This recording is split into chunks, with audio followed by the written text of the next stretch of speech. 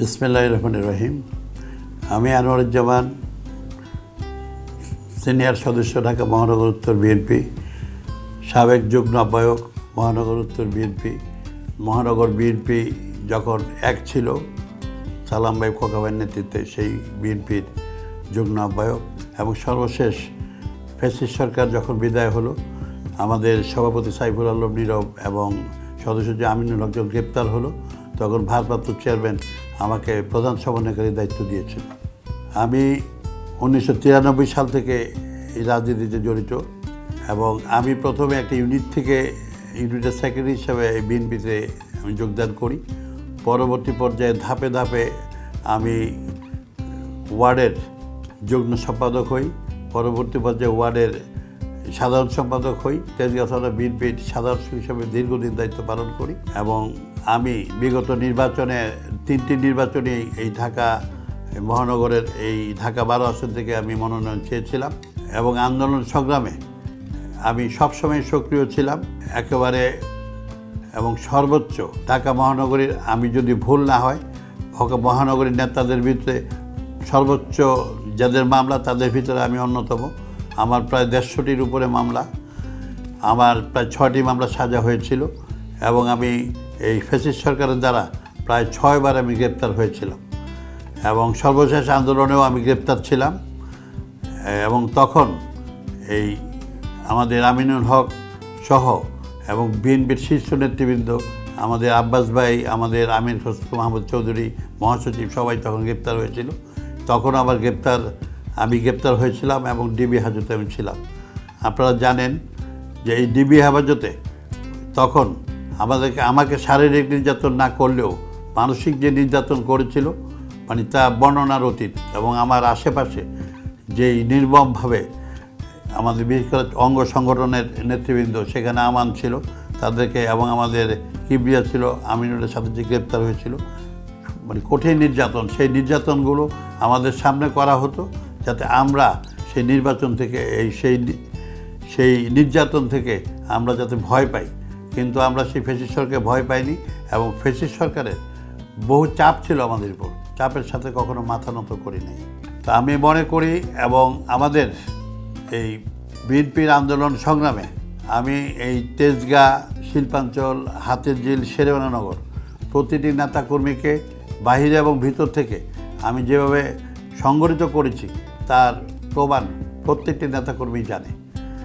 আমি মনে করি যে এই আসন্ন নির্বাচনে আমি একজন অন্যতম প্রার্থী এবং আমাদের ভারপ্রাপ্ত চেয়ারম্যান জনাব তারেক রহমান অবশ্যই জনগণের মতামত যদি দেয়, আমি নিশ্চিত বলতে পারি জনগণের সমর্থন আমার দিকে থাকবে এবং সেই বিবেচনায় ভারপ্রাপ্ত চেয়ারম্যান তারেক রহমান এবার অবশ্যই আমার মূল্যায়ন করবে। বিগত দিনে আপনারা এই আন্দোলন সংগ্রামের ভিতরে আমার স্ত্রী শিরিনা জাহান আখি, সে ফ্যাসিস্ট সরকার বিদায় নেওয়ার 2 মাস আগে এই সমস্ত মানসিক চিন্তা থেকে হার্ট অ্যাটাক করে মৃত্যুবরণ করেছে। আমার সেই শোক আজও আমাকে বয়ে বেড়ায়।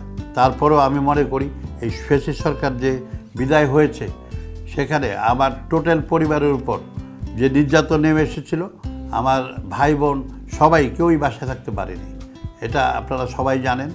এবং আমি যখন গ্রেপ্তার হলাম, 2 মাস, শেষের 2 মাস প্রতিদিন আমাকে কোর্টে আনা নেওয়া করা হতো এবং প্রতিদিন 4-5টি কোর্টে আবার হাজিরা দিতে হতো এই পুলিশের ভ্যানে করে। এই শরীরে আমাকে এই সারাদিন এই জার্নি করে এই মামলাগুলো আমাকে তখন ফেস করতে হতো এবং তাতে বুঝেন যে আমি কতটুকু নির্যাতনের শিকার হয়েছি। আমার ভিতরেও আমাদেরকে সেরকম কোনো সুযোগ সুবিধা দেওয়া হতো না, আমরা দেখা সাক্ষাৎ আমাদের আসতো না। তো এরকম মানসিক নির্যাতনের ভিতর দিয়ে আমাদেরকে রাজনীতি করতে হয়েছে।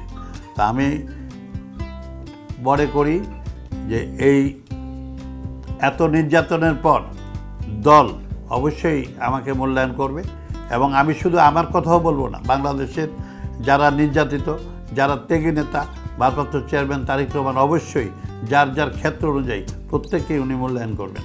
ভারপ্রাপ্ত চেয়ারম্যানের উপর আমাদের অনেক আস্থা আছে, আমরা এখন ঐক্যবদ্ধভাবে এগিয়ে যেতে চাই। আপনারা জানেন যে সামনে আরও কঠিন সময়, নির্বাচন ইনশাআল্লাহ ফেব্রুয়ারিতে হবে আমরা বিশ্বাস রাখি, কিন্তু দুই একটি দল এই নির্বাচন বানচালের জন্য যে পায়তারা করছে, তো সেই জন্য আমরা ঐক্যবদ্ধভাবে যাতে থাকতে পারি, আমি আপনাদের এই ক্যামেরার মাধ্যমে সবাইকে সে কথাও বলতে চাই যে সকল প্রতিদ্বন্দ্বিতার ভিতরেও আমাদেরকে একত্রিত হয়ে কাজ করতে হবে। আমরা সবসময় আমাদের ভারপ্রাপ্ত চেয়ারম্যান তারেক রহমানের উপরে আমরা আস্থা এবং ভরসা রাখি। বাংলাদেশের মানুষের আস্থার প্রতীক হলো এখন ভারপ্রাপ্ত চেয়ারম্যান তারেক রহমান। আমি তার কাছে আবেদন জানাবো, আপনি প্রতিটি ক্ষেত্রে প্রতিটি নির্বাচনী আসনে আপনি নিরপেক্ষতার বজায় রেখে এবং সকলের জনপ্রিয়তা যাচাই বাছাই করে আপনি মনোনয়ন দিবেন। অবশ্যই সেই মনোনয়নে আপনার প্রতিটি প্রার্থী আপনার সেই পরিশ্রমের ফসল বিএনপি যাতে ক্ষমতায় আসে সেটা আসতে পারবে। নির্বাচনে মনোনয়নে ভুল করলে আমাদের অনেক পিছিয়ে যেতে হতে পারে এবং সেটা আমাদের বিশ্বাস আছে আপনি সেটা করতে পারবেন, সেই আস্থা আমি আপনাদের উপর রাখি।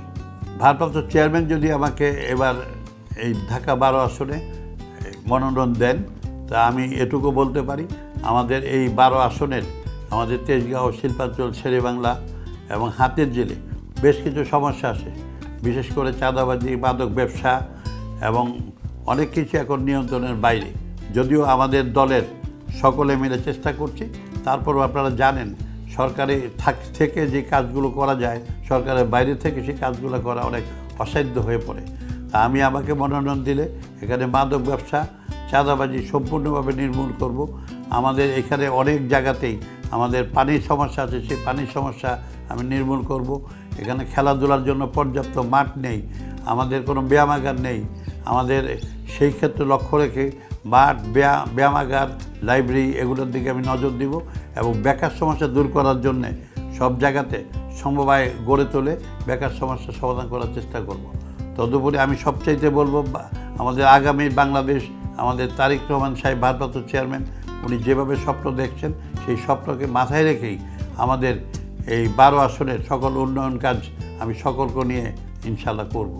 আপনারা জানেন যে ইতিমধ্যেই সারা বাংলাদেশে আমাদের ভারপ্রাপ্ত চেয়ারম্যান 31 দফা এই জনগণের সামনে হাজির করেছেন। সেই 31 দফার ভিতরেই বাংলাদেশের সংস্কার, বাংলাদেশের উন্নয়ন, বাংলাদেশের অগ্রযাত্রা সব কিছুই 31 দফার উপরে আছে। আমরা সেই 31 দফা বাস্তবায়নের লক্ষ্যে আমরা সকলে মিলে কাজ করব এবং আমার উপর ব্যক্তিগতভাবে যে নির্যাতন হয়েছে আপনারা জানেন, প্রায় এই আজকে 16 বছর, এই 16 বছরে এত মামলা, হামলা, নির্যাতন কোনো কিছুতেই আমাকে দমাতে পারেনি। আমি আন্দোলন থেকে পিছিয়ে থাকিনি, নানাভাবে আমাকে চেষ্টা করেছে সরকারি দলে তাদের পক্ষে কাজ করার জন্যে।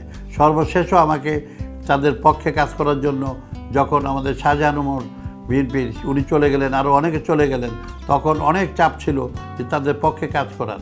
আমাকে বলা হয়েছিল এগুলো না করলে আপনার অনেক সাজা হবে। আমি তখন বলেছি তখনও আমার একটি সাজাও হয়নি, আমার সাজা হোক, তাতে আমার কোনো দুঃখ নেই, কিন্তু আমি আপনাদের এই প্রস্তাব আমি কখনোই আমার পক্ষে সম্ভব না। এবং এই পরপরই 1 মাসের ভিতরে আমার 6টি মামলা সাজা হয়। সুতরাং আমি দলের সাথে কখনো বেইমানি করিনি, এখন কখনো বেইমানি করবও না। কিন্তু আমাদের মানুষ, আমাদের দেশের যারা আমার অগ্রযাত্রাকে পছন্দ করে না, তারা বিভিন্ন সময় চেষ্টা করে আমাকে ভারপ্রাপ্ত চেয়ারম্যানের কাছে বা বিএনপির কাছে কলুষিত করার, কিন্তু কোনো ষড়যন্ত্রেই কাজ হয়নি। আমাদের ভারপ্রাপ্ত চেয়ারম্যানের যথেষ্ট আস্থা আমার উপর আছে, বিএনপির আস্থা আমার উপর আছে এবং আমাদের এই হাজার হাজার নেতাকর্মী আমার উপর আস্থা আছে বলেই আজকে আমার পিছনে হাজার হাজার লোকের সমর্থন আছে। সর্বশেষ আমি বলতে চাই, সেই আহ্বানটা আমি বর্তমান সরকার, আমাদের প্রধান উপদেষ্টা ডক্টর মোহাম্মদ ইউনূস সাহেবের কাছে বলতে চাই যে আপনি সারা বিশ্বে যে সুনামের সাথে এগিয়ে যাচ্ছেন, সারা বিশ্বের এবং বাংলাদেশের মানুষের আপনার প্রতি আস্থা আছে। অনেকে ষড়যন্ত্র করছে, আপনি সেই ষড়যন্ত্রের দিকে কর্ণপাত না করে আপনার প্রতিশ্রুত সেই ফেব্রুয়ারি মাসে রোজার আগে যে নির্বাচনের চিন্তাভাবনা আপনি করছেন, আপনি বাংলাদেশের জনগণকে নিয়ে সেই নির্বাচনটা সঠিকভাবে করে মানুষের ভোটাধিকার ফিরিয়ে দিবেন এবং একটি গণতান্ত্রিক সরকার প্রতিষ্ঠা হবে। এই সরকারের কাছে আমার এই আবেদনটুকু রাখতে চাই।